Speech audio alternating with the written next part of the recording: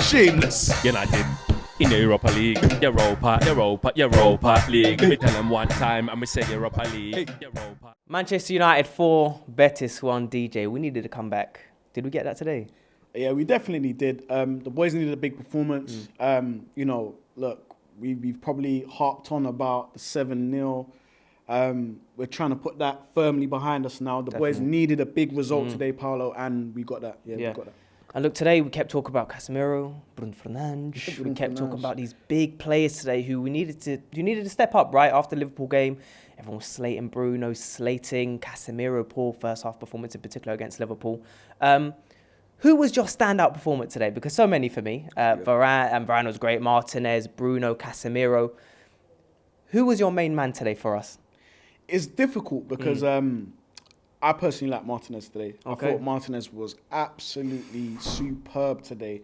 And, you know, when you play for Manchester United, when you have a bad performance like we did at the weekend and stuff like that, you know, everything is going to be scrutinised. Everything is going to be magnified. But these players today came in, stepped up.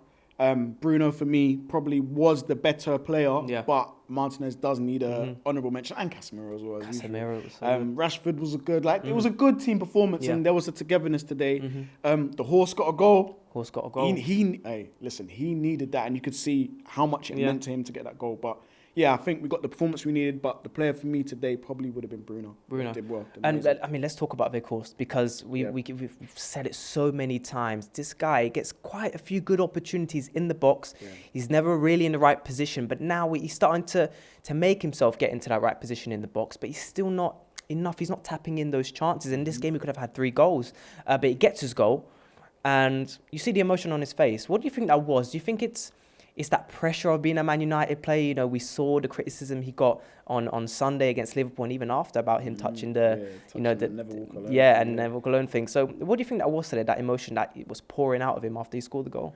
Yeah, I think you hit the nail on the head there. I think it is the pressure of being a Manchester United player. This is probably the pinnacle where Weghorst has been able to get to in his career. And that's no disrespect to the teams he played for before, but Manchester United is a whole different animal, it's a different beast, Paolo, as we all know. And obviously, you know, he did get stick, you know, for the Never Walk Alone incident, and, you know, he's not finishing a lot of the chances that he gets given. So I can imagine as a player, you know, mentally that's going to weigh on him a lot more. But today, you know, you could see, as you said, that outpouring of emotion after scoring that game, after scoring the goal, and all the players supporting him, and the manager was really happy for him. So you can tell that it's a togetherness thing there. They've got his back, and it's good to see that. And maybe, you know, with him scoring this, maybe he can go and get another 5 or 6. Yeah. You know? And during the stream, I mean, we kept talking about Anthony so many times. He was being talked about too much in the chat, really. And I think today he scores an amazing goal, top bins. We know he has that in his locker. Cuts in, left foot, top bins. Anthony, a player that's massively talked about in this team. I mean, he's still got a long way to go. You know, he's a young player. What did you think of his performance today? Because, you know, we kept talking about slows the game down a little. Haley was saying that on stream. How would you describe his performance today? You know what? It's Anthony's a tough one. You know, a bit like Nani from you know, previous years. Can be very frustrating. You know, capable of a bit of magic like we saw today. So again, he comes in clutch with sort of like cutting in from the left hand side, top bins. He's got that in his locker all day, every day. But then, you know, it's the other stuff. It's the, you know, having a bit of variety to his game, where we want him so much to be able to go and take on the fullback and go on the outside. We know he cuts in all the time. Yeah. But going on the outside and, you know, doing something a bit different, we haven't really seen that as much. I mean, he's done it a couple times, but not as much. And I think, you know, the fan base, and not to say I'm speaking for the fan base, but a lot of the community that I talk to, they're saying that they want to see a little bit more, and that's like with me. So amazing goal today by Anthony. As I said, he scored a few like that at his time in Manchester United, and he will continue to score those type of goals. But it's just the other stuff we need to see. But it's still an okay performance. Yeah. And Sancho. Gets his time, and, you know, Sancho this season, he went through that period, goes to Amsterdam, and Amsterdam. Did he go to Amsterdam? Was it somewhere in the Netherlands? Amsterdam. I just assumed Amsterdam.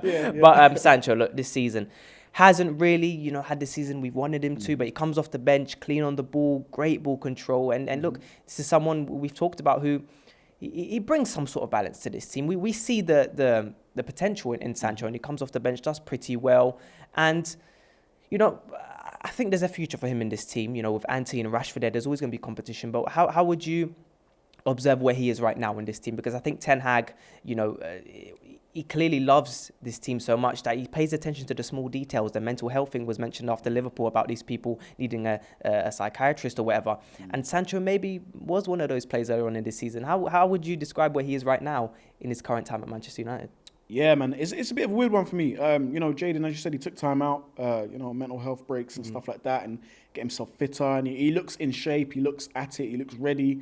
I think he's just sort of like another project for Ten Hag at the moment. I think, you know, getting him back into the starting lineup as and when needed, getting him into a run of form, we're going to need that. And not even to mention, we still got Martial, who can have some form of contributions as the season continues. But Sancho, for a minute, like, he has the talent in all the world. And when he came on today, you know, kept it neat and tidy. Yeah. And I think the thing where he excels for me is the dribbling inside the box, but also the final third passing. Yeah. It always finds somebody. You know what I mean? It doesn't have to be a killer pass, but he'll find someone. He'll keep the ball and retain possession. And I think that's really, really good about him. And I think that's what Ten Hag appreciates about him. Technically, he's amazing technically. So with him, you know, I don't think he's probably maybe third choice for the left at the moment, but that can change at the drop of a hat, like we've seen today. We've seen Facundo come in. Big up Facundo, Palestri fans, because there's a lot. But, you know, he came in today. He really impressed. So there is going to be chances and spaces on the wing. And, you know, as we were talking about, this team is looking a bit tired now. It is looking a bit tired. So it's going to need players like Sancho's, the Martials, Palestris to be able to come in and hit the ground running. And do you think Ten Hag will do that? I mean, Palestri comes in, great cameo performance off the bench. The agility, the acceleration. He has no business still having possession of the ball in that situation there. So do you think he will start to rotate a bit more? Because I think a lot of people are complaining on that side of Ten Hag. He's not making enough rotation, but he wants consistent performances. And to have consistent performances, you need to play roughly around the same team. Do you think he will rotate? I mean, players like Palestri, Sancho to starting these games, Southampton on the weekend. Do you think he'll start making those changes? Well, you know what? That's a very good question, because he's not rotating his starting 11 that much, but he's making the right substitutions. So players are getting taken off and players are getting rested, and the substitutions are having an effect. I think a lot of us don't want to see wholesale changes. Maybe we need to see the likes of Bruno given a rest. Again, I don't know how long Sabitzer is going to be out for, but that's something that we can maybe plug a gap just for a game or two, just for a game. Where Bruno could get a rest, or maybe even a whole half where he can get a rest. I think Marcus still needs a rest at some point. The likes of Casemiro gonna need a rest at some point. But again, you know what? We can only work with what we have, and it's shown that because he's not rotating the team, he clearly doesn't trust a lot of the other players. Just yet anyway, and you know, I think a lot of these players are stopgaps for what he actually wants in the summer. So Think we'll have an easy time in the second leg? Look, football's a crazy old game, and you know, I don't want to get too giddy, but I think we should be comfortable, and I think in the second leg he can rotate. I think maybe Casemiro can sit out. If Sabitzer's back then, I'd probably go with maybe Fred and Sabitzer. Maybe even McTominay, give him some minutes to run out. I know I said it, Scott McTominay. Yes, I did, but we have to utilise the squad. And maybe see one, not both, but one of Varane. Not Varane, sorry. One of Lindelof Maguire. Yeah, Lindelof Maguire coming in, and maybe Garnacho